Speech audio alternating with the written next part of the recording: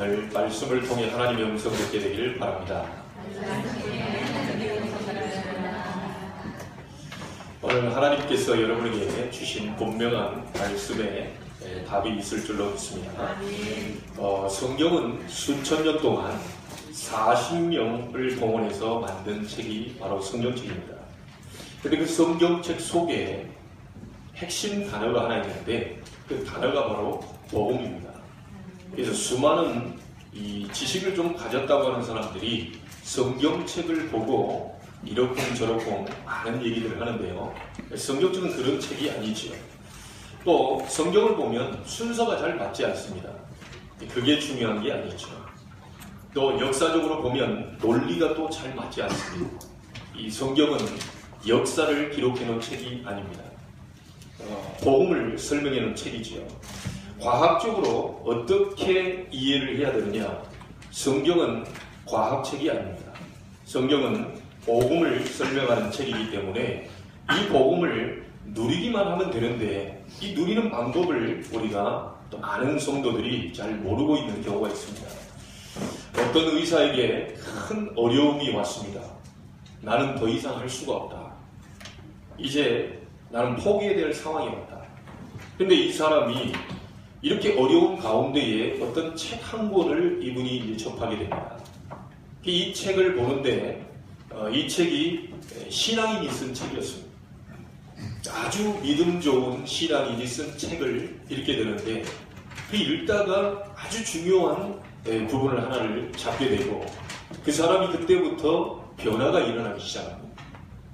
그래서 이분이 그때부터 중요한 것을 하기 시작하는데요. 여러분이 잘 알다시피 영국의 호킨스라고 하는 병원을 만든 사람입니다.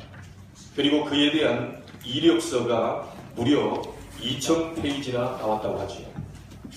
바로 그 사람이 오슬로라고 하는 의사입니다. 이렇듯 이 중요한 순간에 사람이 복음 하나 이게 제대로 붙잡았는데 복음의 말씀 하나 붙잡았는데 생 전체를 바꾸는 일이 그렇게 벌어질 수도 있다는 것입니다. 어떤 과학자는 내가 성경을 반드시 이거는 아주 허구고 성경은 비상식적이며 성경은 아주 틀린 말들이 많이 기록되어 있다는 것을 그가 밝혀보려고 성경을 깊이 연구한 나머지 성경을 보다가 그가 무릎을 꿇고 회개하고 누가 복음을 전해주지도 않았는데 성경은 다 가짜라고 하는 걸 증거를 하려고 하다가 본인이 무릎을 꿇고 말았습니다. 이렇듯 성경은 하나님의 말씀이기 때문에 조금만 중요한 말씀을 잡아버리게 되면 그 사람의 인생을 변화시키고도 남는 역사가 벌어진다는 거죠. 여러분 성경 66권을 다 외울 필요는 없습니다. 성경 66권을 다 수천 독을 하면 좋겠지만 그럴 시간도 많이 없습니다. 오늘 하나님께서 주시는 말씀 하나만 제대로 여러분이 잡아도 하나님은 여러분 인생을 변화시키기 시작할 것이고 여러분이 전혀 해결 안 되는 부분까지도 하나님은 개입하셔서 응답의 문을 여실 줄로 믿습니다. 아멘. 자, 이 복음을 설명하는 책이 성경인데 이 복음을 누리기만 하면 되는데 잘 우리가 그 방법을 잘 모른단 말이죠. 우리가 서론적으로 먼저 알아야 될 것이 있습니다. 지금 이스라엘 민족이 어디를 가고 있죠? 광야길을 걸어가고 있습니다. 우리도 마찬가지 광야길을 가는 인생입니다. 이것을 우리는 명심해야 됩니다. 그래서 본문 들어가기 전에 여러분이 5가지를 먼저 깨달아야 되겠습니다. 아무리 훌륭한 사람이라 할지라도 시작이 틀리게 되면 그 끝은 안 맞게 되는 것이죠. 그래서 굉장히 시작이 너무너무 중요하다는 거죠. 광야길 가는 중에 이스라엘 민족에게 몇 가지 중요한 메시지를 하나님께서 주셨습니다. 자, 뭐라고 말씀하셨습니까? 한 번도 가보지 않은 길을 가는 것이다. 그래서 하나님의 언약궤를 따라가라. 이게 가장 우선입니다. 그 말이 무슨 말입니까? 하나님의 말씀을 따라가라. 이게 첫 번째입니다.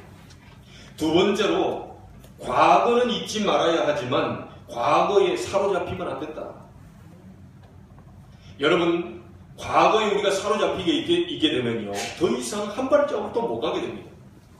이 과거는 중요한 큰 교훈으로 삼아야 되는 건 맞지만 그 과거의 상처에 잡히게 되면 반드시 그 상처가 여러분을 추격해 옵니다.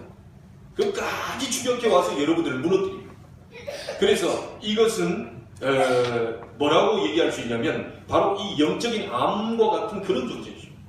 그래서 과거에 있는 부분을 발판으로 삼고 큰 교훈으로 삼아야지 그것에 여러분이 묶여있거나 사로잡히게 있게 되면 절대로 그 부분이 여러분을 끝까지 따라와서 여러분을 무너뜨린다. 그게 두 번째 하나님이 주신 말씀입니다. 세 번째가 뭐냐? 미래가 분명해야 되지만 미래를 두려워하지 마라. 두려워하는 사람은 싹 다 광야에서 다 죽었다. 그래서 분명히 하나님 말씀하셨습니다. 하나님이 함께 하시겠다고 하는데 어째서 두려워하느냐? 절대로 두려워하지 마라. 여러분, 두려워하게 되면 반드시 착각이 오게 됩니다. 그래서 오늘 여러분 아무것도 두려워하지 마시고 어떤 문제를 갖고 있더라도 힘을 내시길 바랍니다. 하나님이 나와 함께 계신다. 하나님 바꾸시면 되는 것이다. 그리고 여러분 이런 결단을 해야 됩니다. 어떤 문제가 와도 좋다. 하나님의 능력으로 바꾸는 것이다. 하나님의 능력으로 무너뜨리는 것이다. 자, 이렇게 해야 여러분이 되는 거지. 내가 어떻게 살까? 자꾸 어떻게 하면 이게 잘 살 수 있을까? 이렇게 두려움에 사로잡히게 되면 반드시 여러분은 착각하게 되고 굉장한 어려움에 우리가 부딪히게 되는 것이죠. 자, 네 번째입니다. 확실한 비전, 가나안으로 들어가는 것이다. 이스라엘 백성에게 확실한 비전을 주었습니다. 가나안으로 들어가는 것이다. 그래서 이걸 딱 잡고 있어야 되지. 이걸 안 잡고 있게 되면 우리는 아무 다음 것이 소용이 없게 됩니다. 여러분과 저에게 주신 비전, 예수 그리스도를 구주로 영접하고 하나님의 자녀된 저와 여러분에게 주신 비전은 뭐냐? 세계복음화라고 하는, 가나안 땅으로 들어가서 메시아 은행을 잡고 세계복음화라고 하는 중요한 비전을 주셨습니다. 이것을 확실하고도 든든하게 붙잡고 있어야 된다. 자, 그리고 마지막 다섯 번째입니다. 과거의 상처는 여러분 것이 아닙니다. 그리고 앞으로 다가올 미래의 불안도 여러분 것이 아닙니다. 아직 안 왔어요, 미래가. 아직 오지도 않은 미래를 가지고 벌벌벌 떨 필요 없습니다. 그래서 가장 중요한 오늘, 지금 하나님의 축복을 누리는 것이다. 여러분, 내일 다음 주 예배 생각하지 마시고요. 지난주 예배 잘 못 드렸다고 그것도 너무 생각하지 마시고 지금 하나님의 은혜를 누리는 겁니다. 지금 하나님의 역사를 보는 겁니다. 여러분, 이 다섯 가지를 확실히 하고 여러분이 가셔야 되겠습니다. 한 번도 가보지 않은 길을 하나님의 말씀을 따라가라. 그리고 과거에 붙잡혀 있지 말고 과거를 큰 교훈으로 삼고 미래를 바라보면서 현실을 바라보고 똑바로 가라는 것이죠. 그리고 미래가 분명해야 되지만 미래에 두려움에 사로잡혀 있지 마라. 자꾸 두려움에 사로잡히게 되면 착각이 오게 되고 더 이상 한 발자국도 나갈 수 없게 됩니다. 그리고 너희가 광야길 가는 것은 여기에서 끝나는 것이 아니고 반드시 너희는 가나안 땅으로 가서 메시아 언약 잡고 전 세계 하나님의 영광을 드러내게 될 것이다. 그리고 과거도 상처도 네 것이 아니고 앞으로 다가올 미래의 불안, 아직 오지도 않은 그것도 네 것이 아니다. 지금 오늘 하나님의 축복을 누리는 것이다. 이 다섯 가지를 여러분이 확실히 하고 오늘 본문의 말씀을 여러분이 들어가야 되겠습니다. 이것부터 바로 해야 됩니다. 시작 단추를 잘못 끼우게 되면 나머지 단추가 끼워지질 않아요. 그리고 옷을 입게 되면 이상하게 되지요. 물론 못 입고 다닐 수는 없지만 다른 사람이 볼 때 자꾸 손가락질 하게 되어 있습니다. 그래서 첫 시작을 여러분이 어떻게 하느냐에 따라서 여러분의 인생 모두는 전부 바뀌게 되어 있습니다. 여러분, 샤라포바라고 하는 사람을 알고 계십니까? 러시아의 아주 유명한 테니스 선수죠. 이 러시아의 테니스 선수 샤라포바가 7살에 미국으로 갔다고 합니다. 그런데 17살에 챔피언이 됐어요. 그러니까 7살에 가가지고 테니스를 한 10년 동안 이렇게 열심히 했겠죠. 이게 17살 어린 나이에 세계적인 챔피언 선수가 된 겁니다. 그래서 이 기자들이 묻습니다. 정말 가장 어려운 점이 뭐냐? 어렸을 때 와가지고 그렇게 하는데 이렇게 어린 나이에 챔피언이 되는데 그 10년 동안의 과정 중에 가장 어려운 것이 뭐였냐. 그랬더니 이 어린 나이다 보니까 이 아이 마음속에 뭐가 있겠어요? 엄마가 보고 싶다. 어릴 때부터 미국에 와서 테니스 한다고 갔으니 이 엄마가 자꾸 보고 싶은 거예요. 이 엄마가 보고 싶을 때 그러면 그 보고 싶은 걸 어떻게 이겨내고 지금 어떻게 승리를 했냐. 그러니까 이 샤라포바가 이런 말을 했다고 합니다. 이 테니스를 그냥 치는 게 아니고 내 인생이 가장 즐거운 시간이다. 남들은 그 고생을 어떻게 겪느냐. 고생이 아니고 내 인생의 가장 즐거운 시간을 나는 보내는 것이다. 그리고 내가 테니스를 가장 잘하는 그 순간이 엄마를 기쁘게 하는 순간이다. 이렇게 해서 그가 세계적인 1인자가 되었다고 합니다. 그 세계적인 1인자가 되었을 때도 다시 그 소감을 물었는데요. 느낌이 어땠냐? 이게 지금 1등을 했는데 느낌이 어땠냐 그랬더니 자기는 지금 뭔지를 잘 모르겠다는 거예요. 그냥 테니스를 누렸다는 거죠. 그냥 뭐 이기려고 하는 게 아니고 그냥 테니스 자체를 누렸는데 나중에 막 환호성이 확 일어나니까 자기가 그때 이길 줄 알았다는 거예요. 여러분 아무리 여러분 앞에 어떤 어려움이 있더라도 과거의 그 어려움에 사로잡힐 필요가 전혀 없습니다. 아멘. 여러분 지금 현실을 여러분 누리는 것입니다. 아멘. 지금을 가장 중요한 순간으로 보고 가장 중요한 하나님의 순간을 나에게 주셨다는 걸 보고 여러분이 지금 이 순간을 누리는 것이 여러분의 신앙생활의 가장 축복된 길인 줄 믿습니다. 아멘. 자, 그래서 과거도 여러분 것이 아니고 미래도 아직 여러분 것이 아닙니다. 오늘 하나님의 축복을 누려야 되는데 오늘 하나님의 언약을 어떻게 붙잡을 것이냐.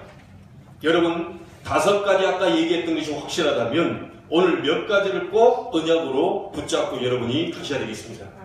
첫째입니다. 지금 이스라엘 민족이 뭘 만들고 있냐면요. 여러분이 머릿속에 그림을 한번 잠깐 그려보시기 바랍니다. 이스라엘 민족이 성막을 지금 만들었습니다. 성막을 만들어 놓고 12지파가 그 성막 주변으로 천막을 칩니다. 천막을 쳐놓고 그 입구를 전부 성막 중심으로 입구를 다 내놨습니다. 자, 이 말이 무슨 말입니까? 아주 중요한 부분이 포함되어 있지요. 이 말은 방향을 맞추라는 것이죠. 성막을 만들어 놓고 모든 천막을 쳐놓고 그 방향을 성막 중심으로 만들어 놓으라는 거예요. 이 방향을 맞추라는 건데 어디다가 방향을 맞추라는 말입니까? 하나님께로 방향을 맞추라. 분명히 오늘 여러분이 인생을 성공시킬 수 있는 방법이 있습니다. 하나님께로 방향을 맞추십니다. 오늘 여러분이 승리할 수 있는 방법이 뭐냐? 하나님께로 방향을 맞추면 됩니다. 여러분 수준 가지고는 저의 수준 가지고는 절대로 세계복음화 불가능합니다. 여러분 가문보고만 여러분 수준 가지고는 절대로 불가능합니다. 우리 렘넌트들 또 여러분이 다니는 학교를 여러분이 바꾸려고 애쓰지 마시고요. 하나님께로 방향을 맞추면 돼요. 하나님께로 방향을 맞추면 하나님이 분명히 역사하시게 되어 있습니다. 그걸 말씀하고 있는 거예요. 성막을 만들어 놓고 그 모든 천막을 성막 중심으로 향해 놓고 있어요. 여러분 그래서 오늘 하나님께로 방향 맞춘다면 반드시 하나님이 여러분과 저에게 역사적으로 증거를 주었던 것처럼 성경에 있는 증거를 저와 여러분에게도 주실 줄 믿습니다. 분명히 그렇습니다. 자, 어떻게 해서 형들이 나를 팔아먹었냐? 두고 보자. 가만두지 않겠다. 자, 이 정도 가지고는 절대로 요셉이 세계복음 못합니다. 어째서 저 여자가 나를 누명 씌워서 감옥으로 보냈냐? 자, 그 정도 생각 가지고는 절대로 세계복음 불가능합니다. 내가 이제는 총리가 되었으니까 왕께 좀 편안하게 좀 살아야 되겠다. 자, 이 정도 가지고는 세계복음 불가능하죠. 여러분, 정말로 하나님과 방향을 맞췄을 때 오는 응답이 있습니다. 그게 바로 당연이요, 필연이요, 절대적인 응답입니다. 자, 그 말이 무슨 말입니까? 당연, 필연, 절대가 도대체 무슨 말이에요? 요셉은 절대로 망할 수가 없다.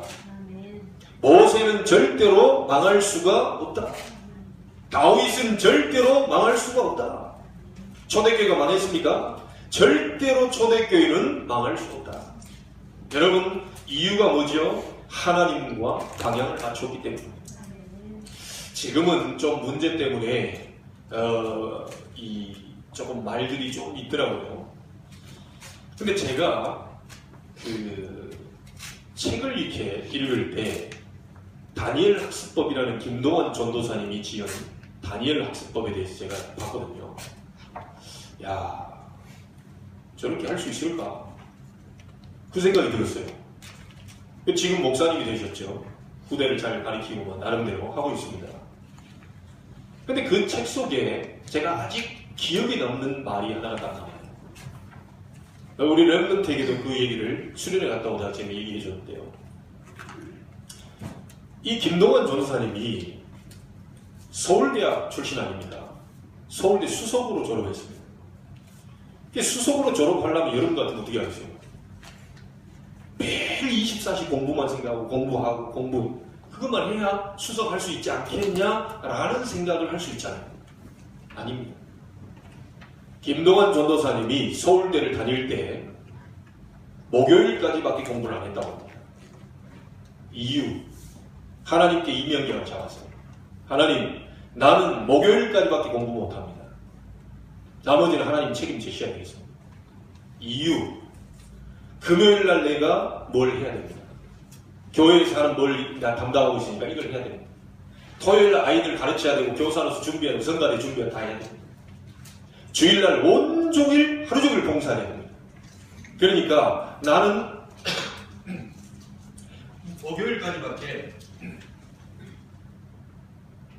목요일까지밖에 공부 못하니까 하나님 책임지라. 이렇게 하고 기도를 붙었대요. 놀라운 사실. 서울대학교에서 그 교수님 나도 한번 만나보고 싶은데요. 그 교수님이 절대로 A를 준 적이 없대요. 아주 유명한 교수님이랍니다. 자기 자존심상 절대로 나는 학생들에게 A를 주지 않는다는 거예요. 그 교수님 과목입니다. 시험을 보고 있는데요.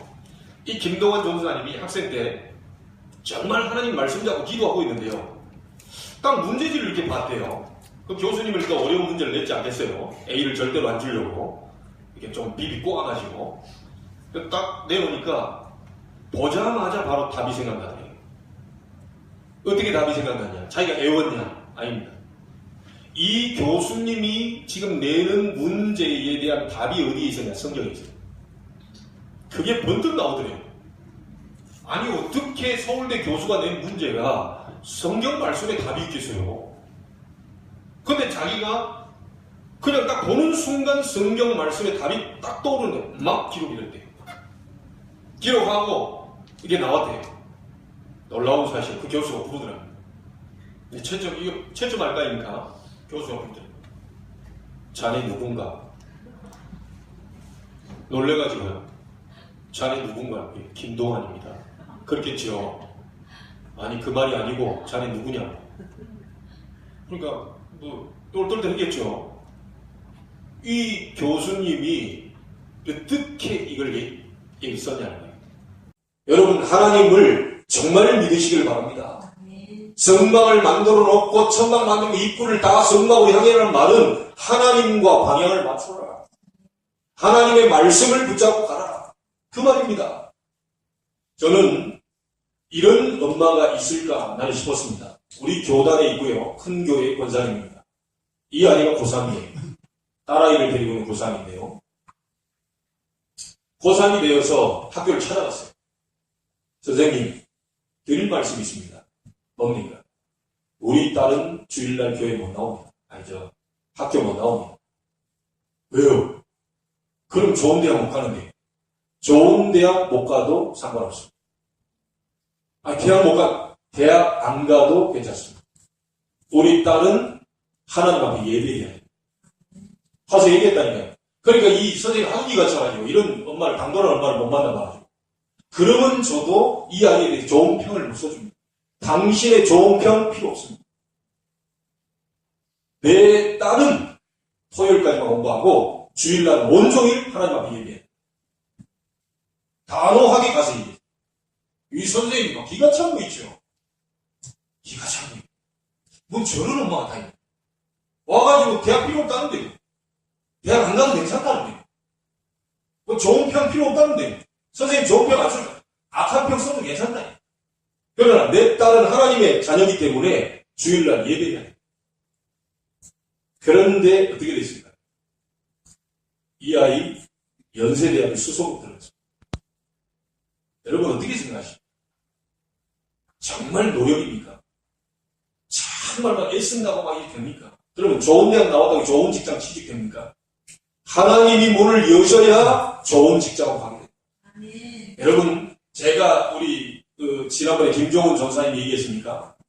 자기 와이프가 뭐 임용고시를 친다고 그랬나 아니면 그 아는 분이 친다고 그랬나 잘 생각이 안 나는데 이분은 임용고시 치려면 좀 임용고시가 어렵잖아요. 이 선생님 되는데 한나도없이 공부해도 지금 부족할 판에 어항 돌아다니면서 흥경 공부 가르치고 막 사람 살린다고 막 돌아다니고 전도하고 돌아다니고 그리고 저녁에 깔짝도 공부하네.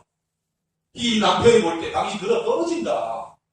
걱정하지 마라 나 공부하고 있어. 아니 그 정도 공부해도 되겠냐. 당연히 다른 사람들 지금 머리 싸매고 막 24시 하고 있다.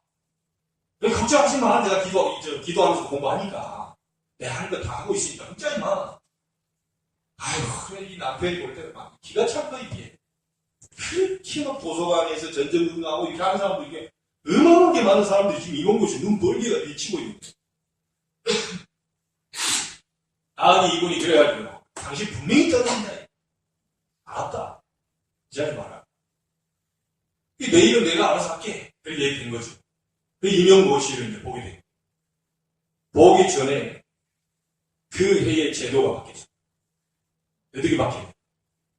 그렇게 조금 뽑던 이 사람들이 그동안 갑작스럽게 모든 티오를 다 채우라고요. 막 애가 다 뽑아라. 이래 된 겁니다. 그러니까 수십 대, 수백 대 이래 했던 사람이 어떻게 들어가겠어요? 공부를 이래 해가지고. 그런데 겨우 몇 대 몇이 이제 된 거예요. 그러니까 이분이요. 통과가 됐어요. 그래 교사가 됐다. 여러분, 하나님은 제도도 바꿔버려요. 아멘. 여러분, 진짜 하나님께 방향 맞추시기 바랍니다. 아멘. 여러분, 현실을 우리가 따져봐야 돼요. 그러나, 현실을 넘어선 하나님의 초능력이 있다는 거. 아시겠습니까? 사람을 잘 대해주고 존중해야 되고 잘 섬겨야 되지만, 사람의 말을 따라가서는 안 돼요. 사람 의지하는 건 안 됩니다. 세상에 완벽한 사람은 이 땅에 없어요. 여러분 하나님과 방향 맞추시길 주의 이름으로 축복합니다. 하나님과 방향 맞추면 하나님이 역사하시게 돼 있어요. 험한 염려를 다하고 있지 마시고요. 내가 너를 애굽 땅 종되었던 곳에 인도하여 나 네 하나님 여호와니라. 너를 건져낸 나 여호와가 아니냐. 내가 너와 함께 있겠다. 걱정하지 말라는 거죠. 우리 너무너무요 다가오지 않은 문제까지도 막 걱정을 이렇게 하고 있습니다. 여러분 절대로 걱정하지 않게 되기를 주의 이름으로 축복합니다. 두 번째입니다. 진설병이라고 나왔습니다. 이 진설병이 뭡니까? 떡입니다. 떡. 진설병. 떡병자를 쓰죠. 자, 이걸 먹고 힘을 내서 가라는 겁니다. 성막에다가 상을 지금 이렇게 만들었잖아요. 그 위에다 항상 뭘 있게 하라고요? 예, 진설병. 떡을 만들어요. 항상 해라. 이렇게 얘기합니다.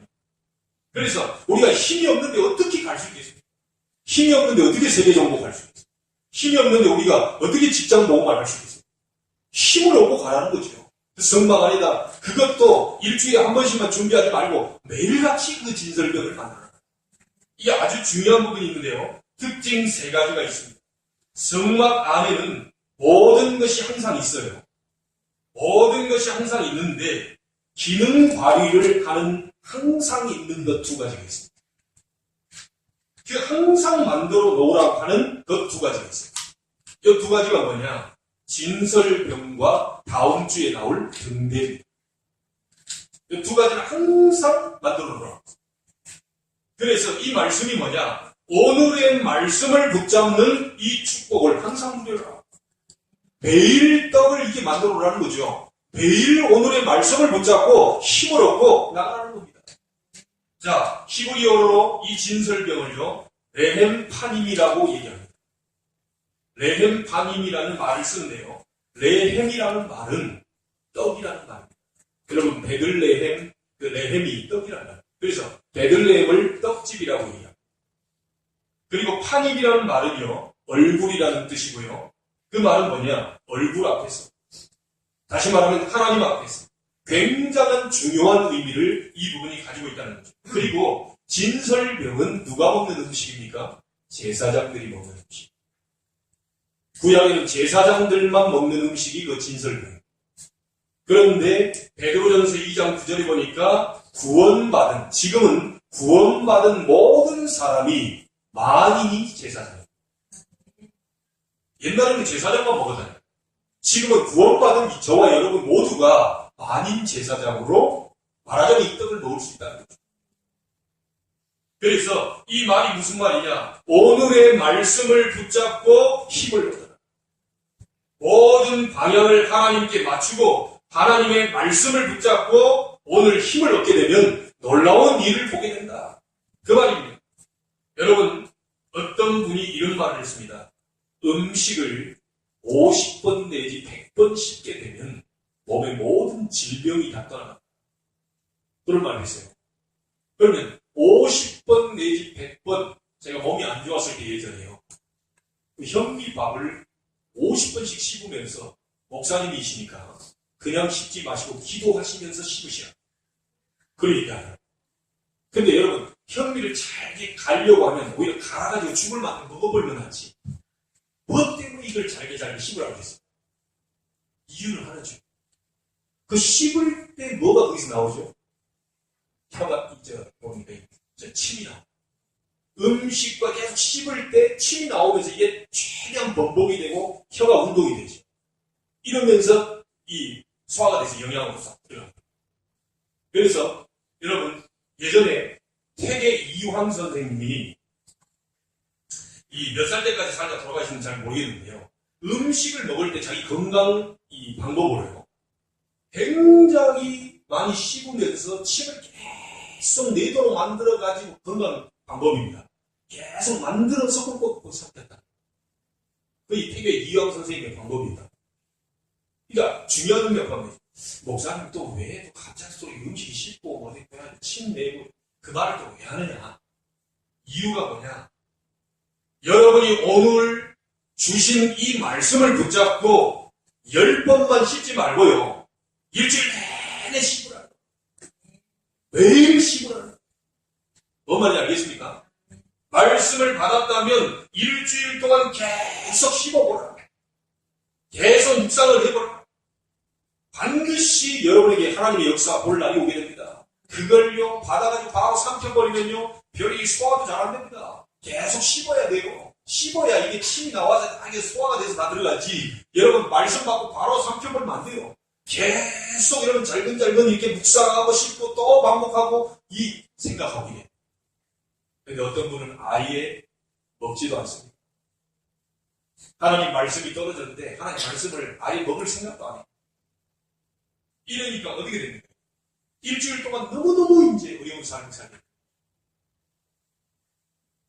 여러분, 목사의 말을 듣는 게 아니고 누구의 말이요? 하나님의 말을 듣는 겁니다. 하나님의 음성을 듣는 겁니다. 분명히 얘기합니다. 강단이 중요한 게 아니고 강단에서 떨어지는 말씀이 중요합니다. 그래서 사람을 따라가는 게 아니고 사람의 그 목사님의 입에서 나오는 말씀, 그걸 잡아. 그걸 가지고 일주일 동안 내내 씹으세요. 계속 씹으세요. 언제까지? 완전히 속에서 막 소화가 다 들어가면 여러분이 굉장한 양심이 돼요. 그런 역사가 일어나요. 몸이 막 건강히 일어나는 것처럼 영육간의 하나님의 역사가 일어나게 되어 있어요. 록펠러라는 사람이 얼마나 빨리 와서 하나님 앞에 기도했다고요? 예배 시간 1시간 전에 나와서 간절히 기도합니다. 하나님, 나에게 사업의 문을 열어주시고 이 사업을 통하여서 하나님 이 물질을 가지고 평신도로서 가장 많이 전도 선교하고 주의 종을 돕는 자가 되게 하옵소서. 어머님이 그런 얘기를 했다 그러죠. 너는 바쁘니까 사업하는 사람이니까 주일날 1시간 먼저 나와서 1시간 동안 간절히 기도해라. 다른 데는 바빠가지고 지금 교회 올 시간이 없으니까요. 아니, 여러분이 교회에 올 시간이 있으면 새벽에도 나오고 수요도 나오고 금요도 나오고 다 지금 나와야 되지요. 그러니까 워낙 이 로펠러는 바빠가지고 갈 시간이 없으니까 주일날 하루만이라도 1시간 먼저 나와서 안전히만 사업을 놓고 기도하고, 너는 사업가니까 돈을 많이 벌어서 전도 소개해. 이래 된 건데.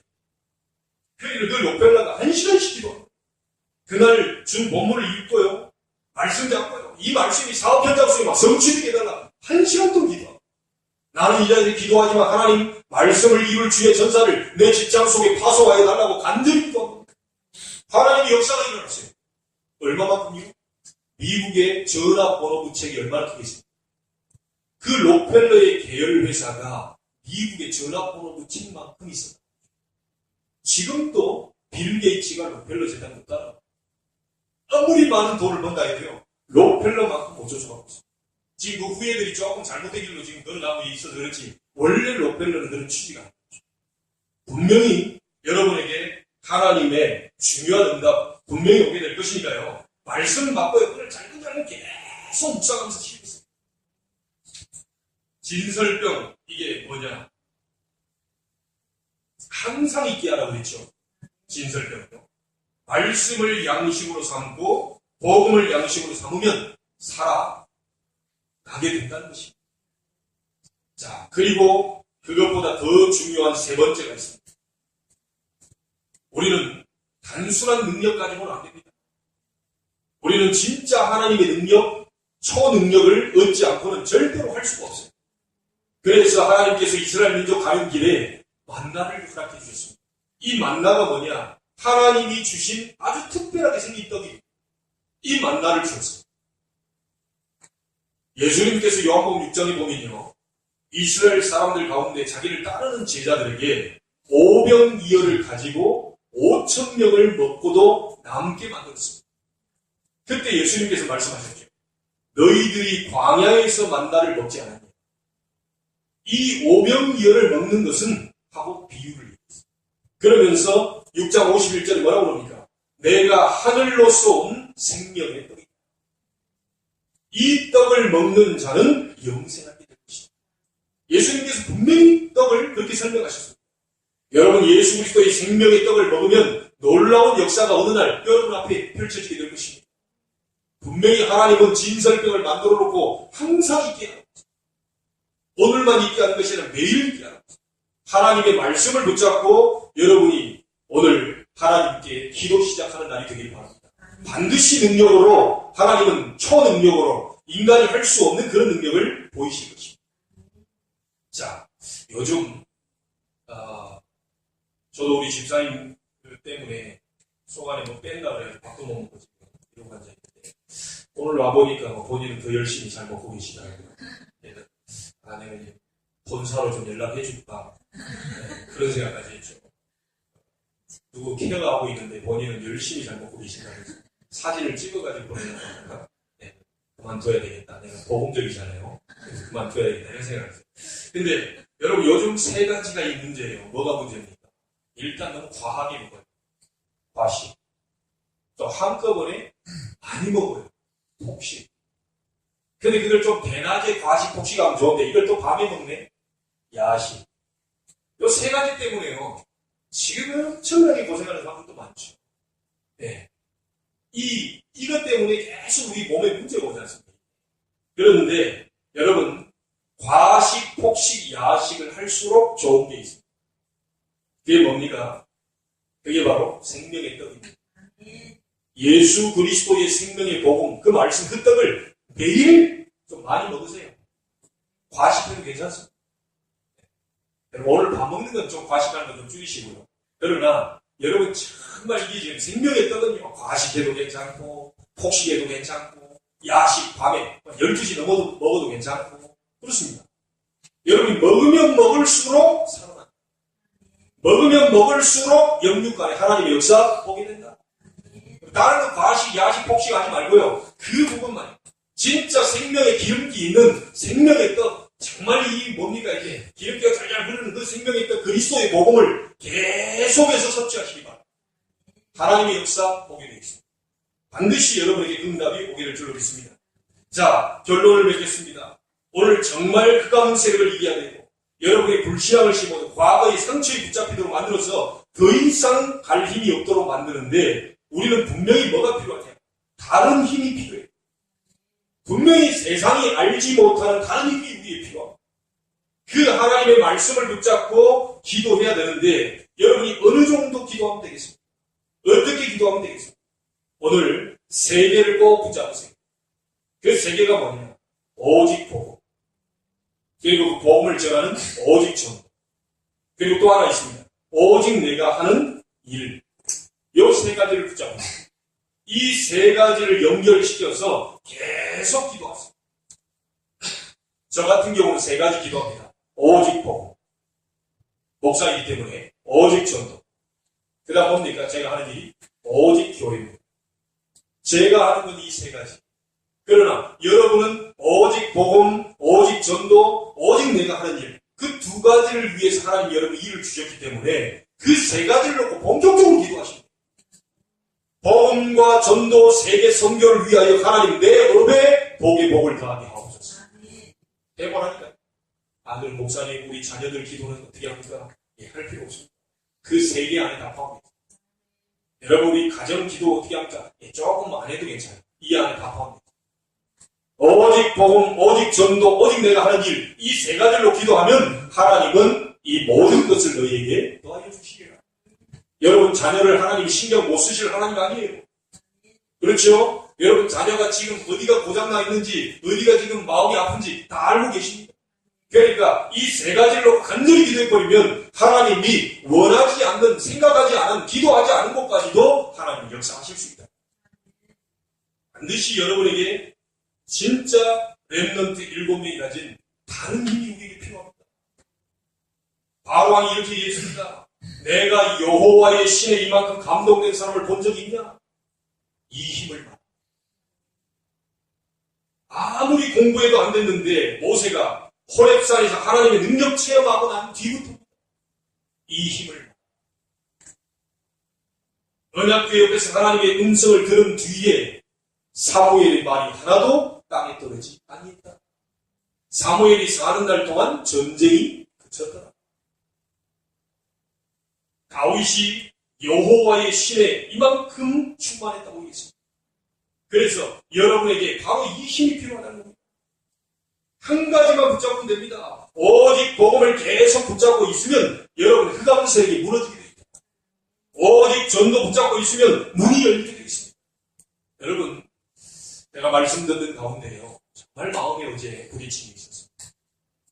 수천 명, 수만 명이 모여있다 하더라도 하나님이 기뻐하지 않을 수 있다. 그러나 정말 하나님이 기뻐하신 한 명의 영혼을 살리고 한 명의 영혼을 세우더라도 하나님이 기뻐하시는 정도를 하고 있다면 하나님이 그 교회 개인 쓰실 수가 없다. 많은 사람이 아닙니다. 한 영혼, 한 사람.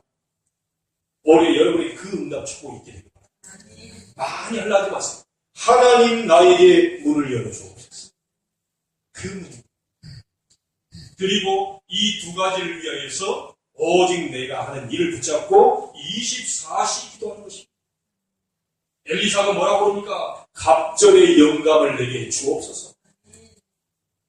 이사야 6장에 보면 그룹들 위에 계신 하나님의 환상을 보고 난 뒤에 하나님께서 무슨 단어를 주셨죠? 그 중요한 그루터기 렘넌트라는 단어를 이사야에게 주셨어요.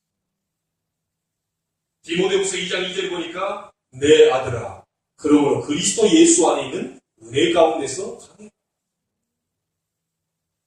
그게 바로 초대교회 역사고 바울에게 일어나는 역사. 자, 그래서 여러분 지금부터 세 가지 응답을 꼭 받으셔야 됩니다. 그걸 보고 300% 응답입니다. 그 첫 번째 100% 응답이 뭡니까? 과거, 현재, 미래를 축복으로 만든다. 두 번째 100%는 뭡니까? 모든 사람, 좋은 사람이든 나쁜 사람이든 다 축복으로 만드세요. 세 번째 100%가 뭡니까? 모든 일입니다. 좋은 일, 안 좋은 일을 싹 다 축복으로 만드시길 바랍니다. 이 300%. 이 응답을 여러분이 누리고 있으면 여러분 주변의 사단은 완전히 무너집니다. 자, 하나 얘기를 드립니다. 왕 아들이 바깥으로 산책을 나갔다고 하죠. 바깥으로 이렇게 왕이 아들이 산책을 나가는데 이 지금 왕복을 입고 나갈 수 없잖아요. 왕자복을. 이게 평상복을 입고 나가서. 나 같은 게 딸아이 3명이 있잖아요. 얘기를 하는데 여기서 이제 듣고 있었던 거죠. 아주 이렇게 통통하게 생긴 조금 못생긴 그런 딸이 뭐라고 하냐. 나는 이 떡장사에 시집갔으면 좋겠다. 그러니까 옆에 있던 또 다른 조금 이상하게 생긴 그 딸이 나는 비단장사에게 시집갔으면 좋겠어. 그러니까 이제 세 번째 그 아주 예쁘장하게 생긴 그 딸이 나는 임금님 아들 왕자님에게 시집갔으면 좋겠어. 왜냐? 그 왕자님이 시집가면 떡도 있고 비단도 있고 다 있어. 딱 할. 이 왕자님 옆에 이제 듣고 있는 거죠. 자, 여러분 같으면 누굴 부인으로 삼겠습니까? 맨날 떡. 허구한 날 떡. 또 생긴 것도 아주 못생겨가지고 떡. 그 여자를 마누라로 삼겠습니다. 그 지금 이 말이 뭔 말입니까? 어느 누구를 이렇게 부인으로 삼겠냐? 여러분이 하나님의 자녀인데 하나님께 구하지 아니하면 절대로 줄 리가 없다. 구하시길 바랍니다. 찾으시길 바랍니다. 두드리시길 바랍니다. 정말 여러분 오늘 여러분은 하나님의 자녀입니다. 모든 삶의 방향, 여러분 중심을 하나님께로 맞추시길 바라고 생명의 떡, 오늘의 말씀이죠. 그것을 붙잡고 다른 힘을 소유하는 그 속으로 들어가게 되길 바랍니다. 이 세 가지를 묻고 기도하면 반드시 여러분 인생의 중요한 시작이 오늘부터 시작될 것이고 하나님의 역사를 보게 되는 응답이 시작될 줄로 믿습니다. 오늘 최고의 응답의 날이 되기를 주의 이름으로 축원합니다. 하나님께 감사를 드립니다. 모든 것을 하나님께 방향을 맞추고 생명의 떡 되신 예수 그리스도 오늘의 말씀을 붙잡고 전도자의 삶 속으로 들어가게 하시고 이제 그 속에서 기도하다가 세상이 알지 못하는 하나님만이 주실 수 있는 초자연적인 힘, 초능력적인 그 힘, 세상이 알지 못하는 다른 힘을 얻을 수 있도록 축복하여 주옵소서. 이제부터 시작입니다. 하나님 오늘부터 시작입니다. 하나님께 인생 방향을 맞추고 하나님의 능력을 보게 하시고 하나님 문을 여시는 그 문을 따라서 응답받는 만큼만 전진할 수 있도록 축복하여 주옵소서. 살아계신 예수님의 이름으로 기도하옵나이다. 아멘.